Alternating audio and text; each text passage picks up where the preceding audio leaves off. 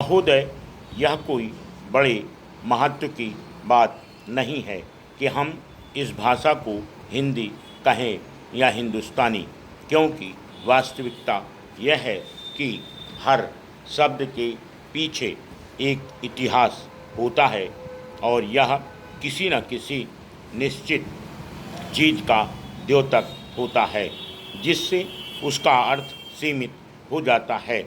जिस बात के बारे में हमारे मन साफ रहने चाहिए वह है भाषा का भीतरी सार, और यह कि वह भाषा संसार को किस दृष्टि से देखती है, यानी वह सीमित करने वाली, आत्मनिर्भर, अलग अलग रहने वाली और संकीर्ण है या उससे उल्टी है। मेरे ख्याल से हमारा लक्ष्य जानबूझकर ऐसी जबान होनी चाहिए जो उनसे विपरीत गुणों वाली हो और जिसमें विकास की बड़ी शक्ति हो।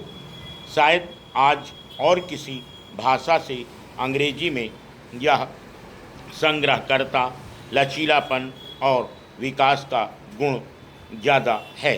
इसलिए भाषा की हैसियत से उसका इतना बड़ा महत्व है।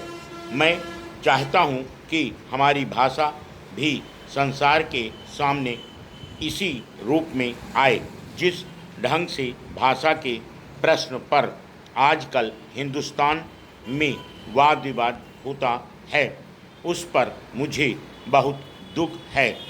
इन वाद विवादों के पीछे पांडित्य बहुत थोड़ा है और संस्कृत की समझ तो और भी कम है।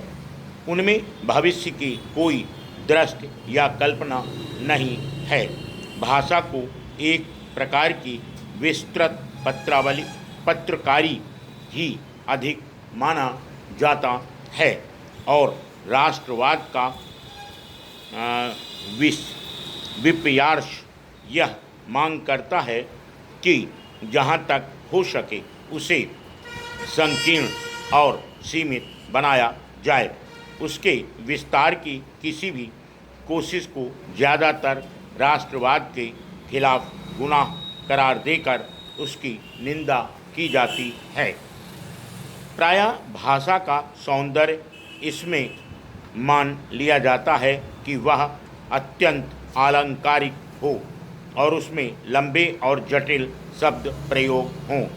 उस भाषा में शक्ति या गौरव बहुत कम दिखाई देता है और छाप यही पड़ती है कि उसमें ऊपरीपन और छिछलापन बहुत ज़्यादा है।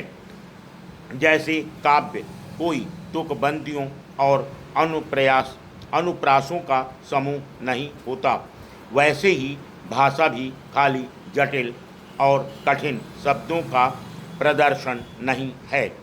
अंग्रेजी के सुपरिचित और साधारण शब्दों का अनुवाद करने की हाल में जो कोशिशें हुई हैं वह निहायत उटपटांग हैं। भाषा को गढ़ने में अगर यही वृत्ति रही तो निश्चय ही विचारों को प्रकट करने के एक सुंदर साधन की हत्या हुए बिना न रहेगी। यह सत्य बात है। Full stop.